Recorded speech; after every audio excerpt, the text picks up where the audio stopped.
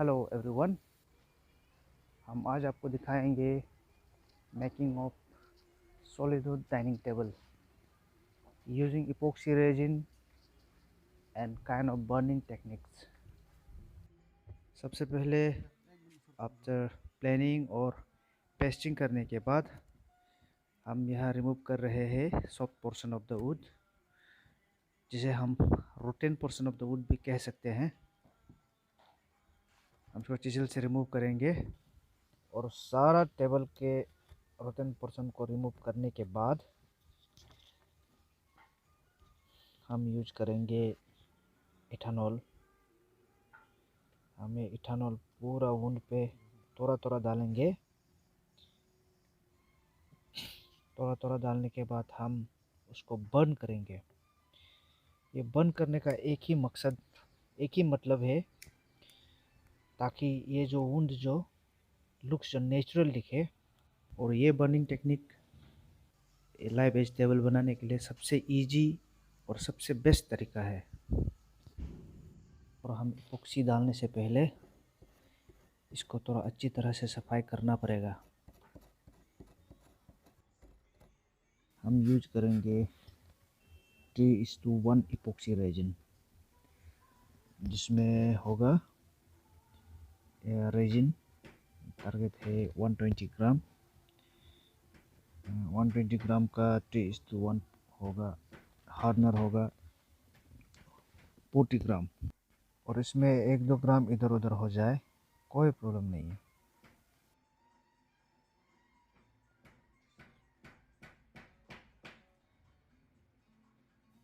अब हम 40 ग्राम डालने के बाद इसको हम मिक्स करेंगे, अच्छी तरह मिक्स करेंगे। कम से कम 5 मिनट तो मिक्स करना ही पड़ेगा। करने के बाद कुछ डाई डालेंगे, ग्रीन डाई।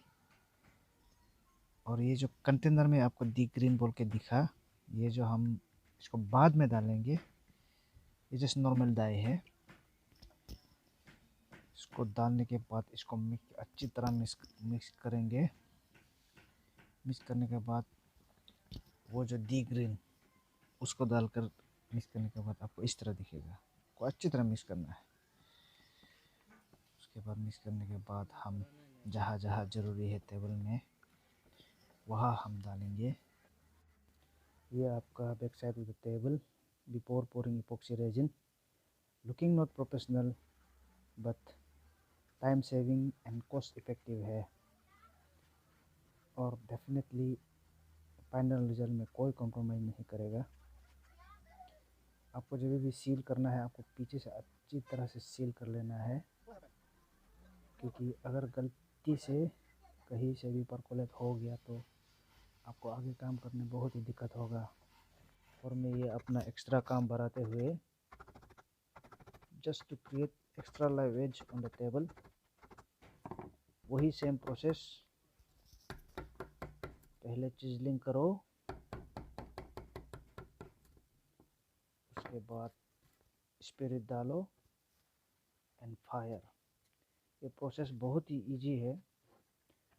अगर आप ज़रूरी समझा तो आप कहीं भी कर सकते हैं। After pouring epoxy resin and let it dry for 2 night, हम रिमूव करेंगे सैंडर मशीन से, जो कि एंगल ग्राइंडर में फिक्स किया हुआ है। Angle grinder is one of the most versatile power working tools है।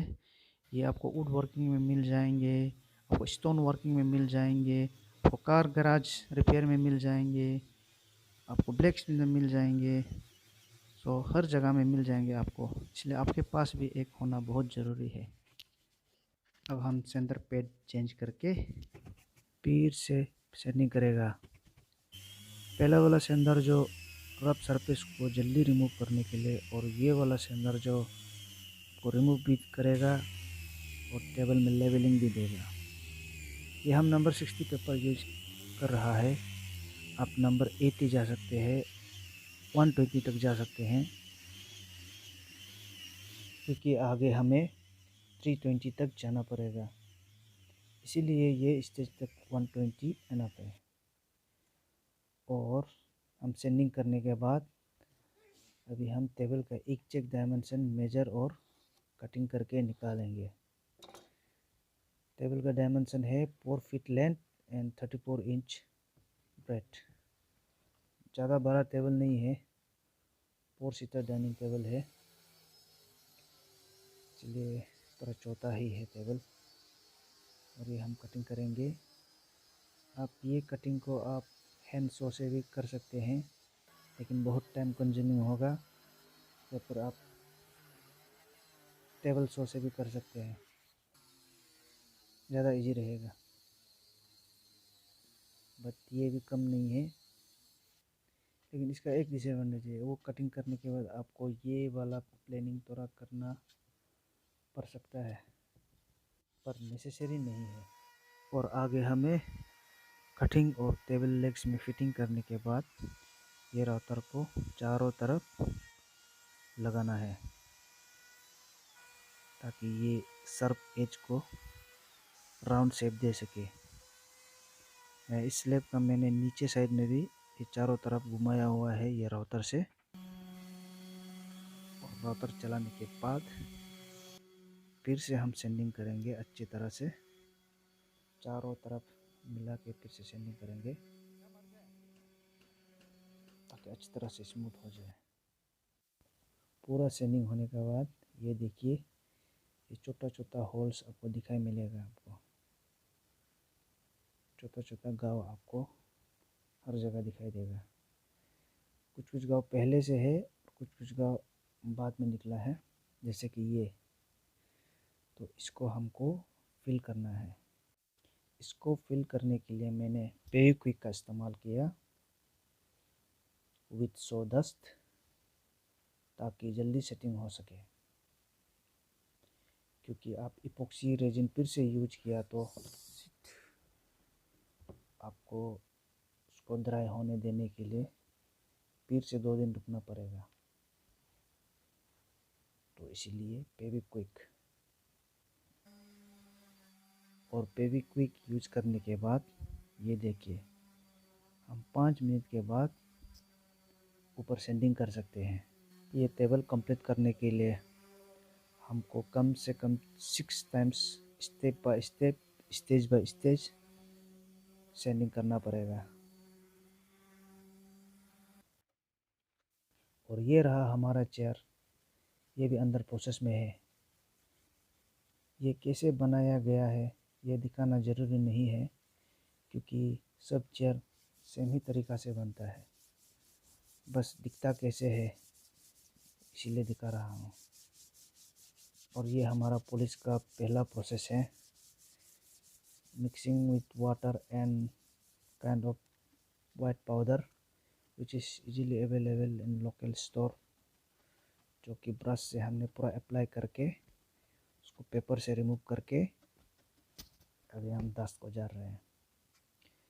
Same process apply to the table also. इसको लगाने का कारण वुड में छोटा छोटा जो पोरस रह जाता है, अनसीन पोरस रह जाता है, उसको ये फिल करता है और बाद में जब पॉलिश करते वक्त एक्स्ट्रा स्मूथ सरफेस देता है। इसको लगाने के लिए भी इजी है और ड्राई भी within 15 to 20 minutes full dry हो जाता है और इजीली रिमूवेबल है। लेकिन आप इसको मशीन से आपको रिमूव नहीं करना है, आपको मैन्युअली हाथ से ही सैंडिंग करके रिमूव करना है। अभी से आगे जितना प्रोसेस आएगा आपको सिर्फ हाथ से ही आपको सैंडिंग करना है, नो मोर सैंडर मशीन। और ये आपका पॉलिश का second stage, applying of Chas. ये दिखने में जितना गंदा है उतना गंदा है नहीं, क्योंकि इसका कलर ही ऐसे हो जाता है ड्राई होने के बाद। ये भी मार्केट में इजीली अवेलेबल मिल जाता है लोकल स्टोर में। ये दिखने में छोटा छोटा बिस्किट की तरह होता है। आपको इसको और स्पिरिट को कंटेनर में एक साथ डुबो के अच्छा से सील टाइट करके आपको रखना है, और वो मेल्ट होने के बाद आपको पूरा अप्लाई करना है। 1 to 2 आवर्स तक पूरा मेल्ट हो जाता है।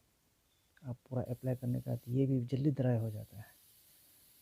और सब ड्राई होने के बाद उसको फिर से हैंड सैंडिंग करने के बाद अभी ये नेक्स्ट स्टेप है sealer. Same process with the chairs also. ये सीलर भी हम 2 टाइम्स अप्लाई करेंगे। ये फर्स्ट टाइम अप्लाई कर रहा है। ये अप्लाई करने के बाद with in half an hours तक फुल्ली ड्राई हो जाएगा। उसके बाद ड्राई होने के बाद उसको फिर से पूरा हैंड सैंडिंग करेंगे। पूरा हैंड सैंडिंग करने के बाद फिर से अप्लाई करेंगे, सेम प्रोसेस। उसके बाद फिर सैंडिंग करेंगे and that is second stage of sealer and fourth stage of sending. आपको पॉलिश से सीलर जो भी मशीन से अप्लाई करेंगे आपको एक्स और वाई डायरेक्शन में लगाना है, जैसे यहाँ लग रहा है। और ये जो यहाँ कर रहा है साइड चेंज करके, ऐसे बिल्कुल भी नहीं करना है। और पॉलिश के फाइनल पॉलिश के वक्त तो बिल्कुल भी डायरेक्शन चेंज नहीं करना है। आपको सेम डायरेक्शन में रह के पूरा टेबल को अप्लाई करना है। और ये हमारा chair final stage of sealer में पहुंचते हुए इसके बाद फिर से फाइनल स्टेज ऑफ सैंडिंग में जाएगा। जैसे वहाँ हमारा टेबल तैयार हो रहा है वैसे ही हमारा चेयर भी यहाँ आखिरी स्टेज में जाते हुए। अब ये हमारा इस टेबल का फाइनल स्टेज ऑफ सैंडिंग। हम फाइनल स्टेज ऑफ सैंडिंग के लिए 320 का पेपर यूज़ करेंगे। पूरा टेबल में हम 320 का पेपर अच्छी तरह से यूज़ करेंगे। फाइनल पॉलिश से पहले हमारा टेबल ऑलरेडी स्मूथ हो चुका है। अच्छी तरह सैंडिंग करने के बाद हम डस्टिंग करेंगे। उसके बाद हम अप्लाई करेंगे matte finish. There are different type of finish: glossy finish, matte finish, oil finish. I always prefer matte over glossy, so I will apply matte here. और हम यहाँ एशियन पेंट का मैट पॉलिश यूज़ करेंगे। और ये mat polish और sealer का container same होता है। ये नीचे वाला जो सीलर का कंटेनर है जो कि ऑलरेडी यूज़ कर चुका है, और दोनों में ये हार्डनर आता है। आपको एक चेक अमाउंट डालना है, आप समझ जाएगा जितना डालना है, ऑलरेडी उधर इंस्ट्रक्शन दिया हुआ है। उसके बाद आपको सीलर के साथ भी ये मल्टीपर्पज़ थिनर यूज़ करना है ताकि अच्छा से डाइल्यूट हो सके केमिकल के साथ। आपको इतना ज़्यादा नहीं डालना है, इस अंदाज में डालने से हो गया। और इसको अच्छा से स्थिर करना है। और ये हमारा हेड मिस्त्री इंस्ट्रक्शन देते हुए जिसे फॉलो करना हम बिल्कुल ज़रूरी नहीं समझा। अभी हम अप्लाई करेंगे पॉलिश, जो कि है एशियन पेंट का मेलामाइन मैट पॉलिश। हम पॉलिश शुरू करेंगे इसे साइड या कॉर्नर से। ये एक बेसिक और सिंपल सा रूल्स है।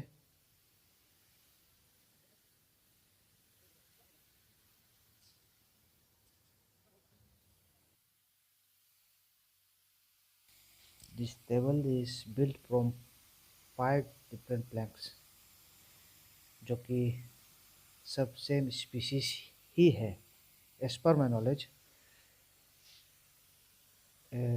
जो कि हमारा यहाँ कॉमनली अवेलेबल है, विच इज़ तीता चापा, एंड इसका साइंटिफिक नेम है बिचेलिया चंपा। ये 3 प्लैंक्स जो थोड़ा डार्क है और 2 प्लैंक्स जो वाइट है,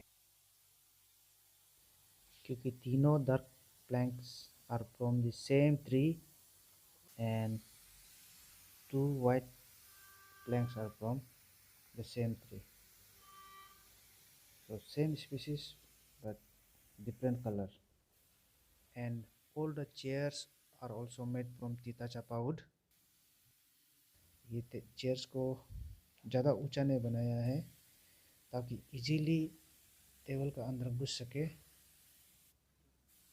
तो इस तरह से डिज़ाइन करके बनाया है, इसलिए आपको ज़्यादा ऊंचा नहीं लग रहा होगा चेयर्स। और ये रहा हमारा टेबल तैयार।